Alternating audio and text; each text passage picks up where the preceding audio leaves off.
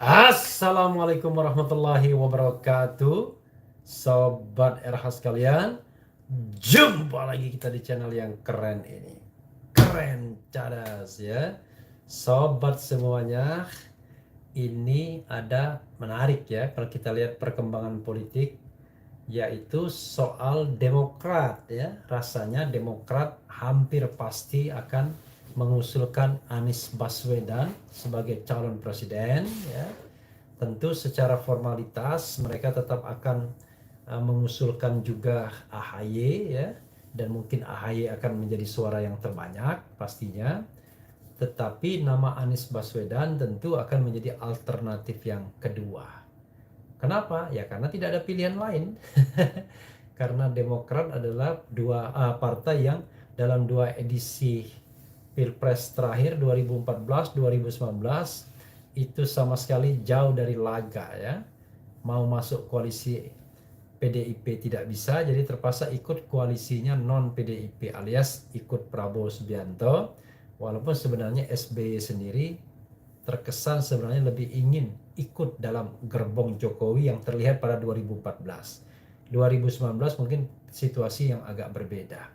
Bahkan 2019 pun sebenarnya sudah pernah bertemu dan konon sudah pula mendapatkan penawaran sejumlah kursi, tetapi akhirnya tidak jadi. Tapi itu gosip-gosip politiknya seperti itu. Nah, Sobat RH sekalian, ini menjelang Rapimnas ada berita yang dilansir oleh CNN Indonesia. Demokrat akui nama Anies menguat diusung 2024 jelang Rapimnas besok. Hari ini maksudnya ya. Coba kita bacakan. Sebagaimana dilansir oleh cnnindonesia.com ya. Oke.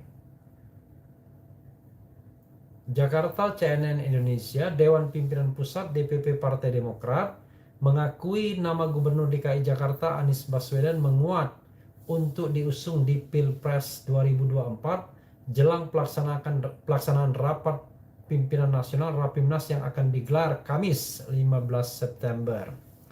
Juru bicara DPP Partai Demokrat Herzaki Putra Mahendra tak menampik banyak kader partainya di daerah yang mendorong Anies untuk dipasangkan dengan Ketua Umum partainya Agus Harimurti Yudhoyono di pemilihan presiden Pilpres 2024. Yang kami tahu besok ada kemungkinan disampaikan juga ini oleh para pemilik suara dan oleh para pimpinan berbagai daerah, kata Herzaki di kawasan Senayan, Jakarta Rabu.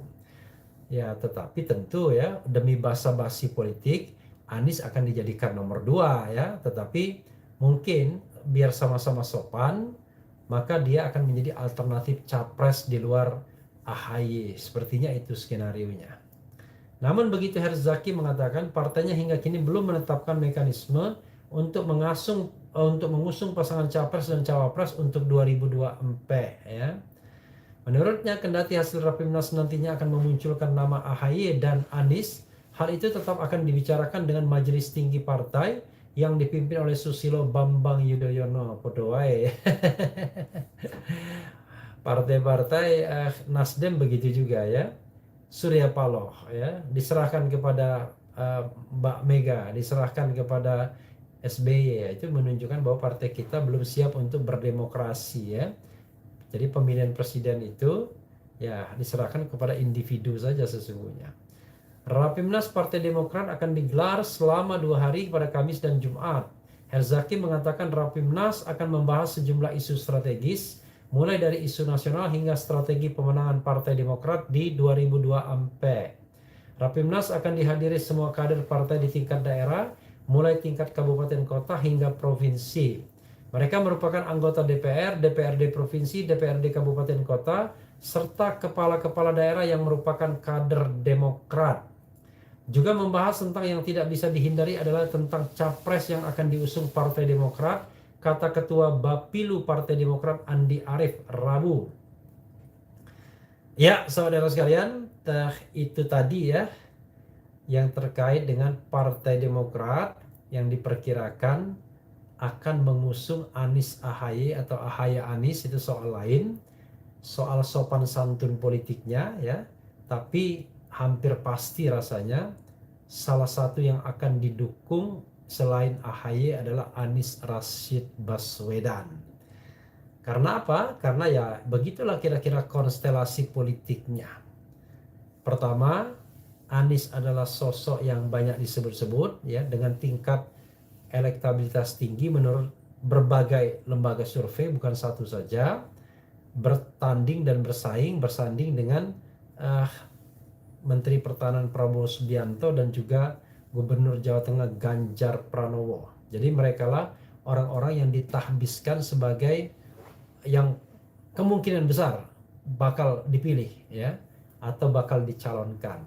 Nah, dari pilihan tersebut yang paling masuk akal adalah memang mencalonkan Anies Baswedan sebagai ibaratnya free agent. Beda sama Ganjar Pranowo. Ganjar adalah kader dari partai PDIP yang ya dengan Demokrat for the time being ya, untuk sementara waktu seperti minyak dan air, tidak bisa disatukan.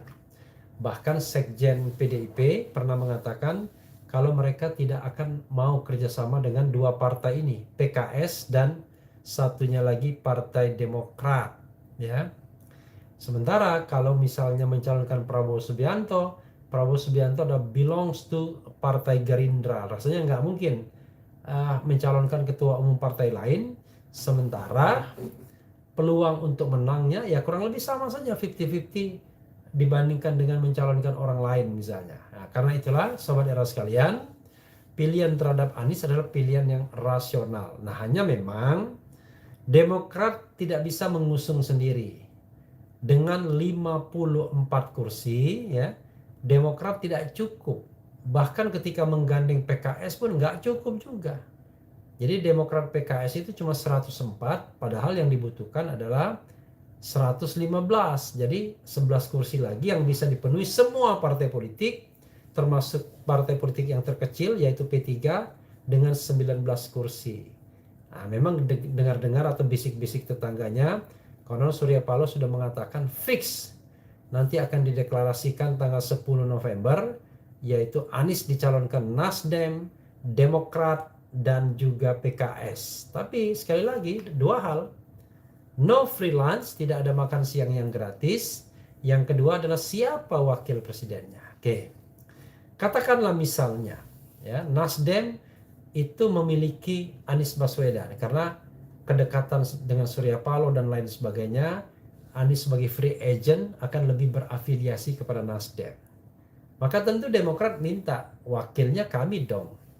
Lalu Nasdem akan bilang, loh kami dapat apa? Nah, tentu dalam konteks seperti ini tidak mudah. Hitungannya tidak hanya idealisme, tapi untung-untungan ya. Karena jangan lupa PKS juga butuh untuk mendongkrak perolehan kursi mereka. Demokrat kalau AHY dijadikan wakil presiden, maka itu adalah tiket yang baik untuk lebih mempopulerkan Partai Demokrat. Sementara Nasdem bisa mengklaim Anies sebagai calon mereka, sehingga diharapkan juga bisa mendongkrak perolehan Nasdem, sama seperti ketika mereka mengatakan Nasdem partaiku, Jokowi presidenku, Nasdem partaiku, di mana mereka secara sadar menjual sosok Jokowi yang notabene adalah kader Partai Demokrasi Indonesia Perjuangan, tapi PDIP sendiri seolah-olah enggan ya, tidak mau menjadikan Jokowi sebagai ikon. Maka tetap saja ikon itu adalah terah Bung Karno ya. Mulai dari Bung Karno, Megawati Soekarno Putri, ke bawahnya adalah Puan Maharani. Jadi mereka lah yang dijadikan ikon, bukan sosok-sosok lain di luar terah Bung Karno. Tidak Jokowi, apalagi Ganjar Pranowo ya, sobat era sekalian. Sobat semuanya, kita terus dibombardir dengan pertanyaan siapa yang sesungguhnya akan menjadi calon presiden nantinya. Setelah pendaftaran ya, kira-kira pendaftarannya itu pada bulan Oktober ya, atau ya Oktober tahun depan mungkin ya, tahun 2023.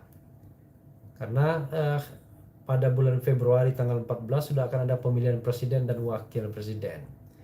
Kalau kita bicara tentang presidensial threshold yang tetap dipertahankan misalnya, ya hanya ada 4 slotting. 4 slot itu kalau misalnya partai lebih terpolarisasi bisa 4 calon. Tapi kalau partai consolidated jangan-jangan cuma 2 calon saja. Kalau 2 calon, rasanya sobat era sekalian tidak mungkin Anies berhadapan dengan Prabowo Subianto. Karena Anies dan Prabowo Subianto itu dianggap masih satu kubu dengan basis pemilih yang kurang lebih sama. Maka siapa yang ketiga dan keempatnya? Ya, nama berikut ini bisa dipertimbangkan. Ganjar Pranowo, Puan Maharani, atau Erlangga Hartarto. That's all. Dengan kuda hitam seperti Sandiaga Salahuddin Uno ya. Tapi jangan lupa Sandiaga mulai di sindir-sindir ya oleh kalangan Partai Gerindra sendiri karena dianggap memiliki aspirasi yang lain atau aspirasi yang berbeda. Karena jelas Gerindra sudah menetapkan Prabowo Subianto ya tanpa konvensi, tanpa apapun untuk menjadi calon presiden Partai Gerindra. Dan on the paper di atas kertas, Gerindra bisa melakukan itu dengan mudah karena paling tidak komitmen dengan PKB sudah didapat. Ya, sesial-sialnya pasangan Prabowo Subianto dengan Muhaimin Iskandar. Kan begitu? Akan berhadapan dengan satu setidaknya dari koalisi istana, kita tidak tahu siapa, antara Ganjar, Puan, dan rasanya antara Ganjar dan Puan, ya, koalisi istana, dan mungkin koalisi di luar istana, tapi dengan sokongan orang istana juga, itu koalisi Anies Baswedan. Jadi akan ada 3 calon sobat era sekalian. Tapi kalau seandainya kemudian oligarki dalam tanda kutip bermain, bisa jadi 2 calon. Artinya Prabowo, Caimin dibiarkan melenggang agar pilpres mampu atau bisa terlaksana, maka 5 partai sisanya yang ada di istana membentuk 1 calon saja. Nah, ini memang tidak gampang, tetapi paling tidak peluang tersebut ada, yaitu Nasdem tidak jadi mencalonkan Anies, yang lebih besar adalah PDIP, kemudian di situ ada Golkar, ada PAN, dan ada P3. Selesai. Jadi KIB plus Nasdem dan plus PDIP. Udah. The game is over, maka akan terjadi head to head lagi. Nah, harapan kita mereka tidak sekompak itu sehingga akan ada slot ketiga, bahkan kalau mungkin slot keempat, sehingga pemilihan presiden kalaupun threshold dipertahankan itu tetap jauh akan lebih baik karena lebih menggambarkan kompetisi yang sesungguhnya, a genuine competition of presidential election. Sobat era sekalian, itu saja. Mudah-mudahan ini bisa memberikan pencerahan kepada kita semua, dan harapan kita adalah presiden ke depan adalah presiden yang jujur dan amanah ya, presiden yang bisa diandalkan untuk membawa bangsa ini ke negeri yang betul-betul menjadi surga di bumi ini. Wassalamualaikum warahmatullahi wabarakatuh. Cia.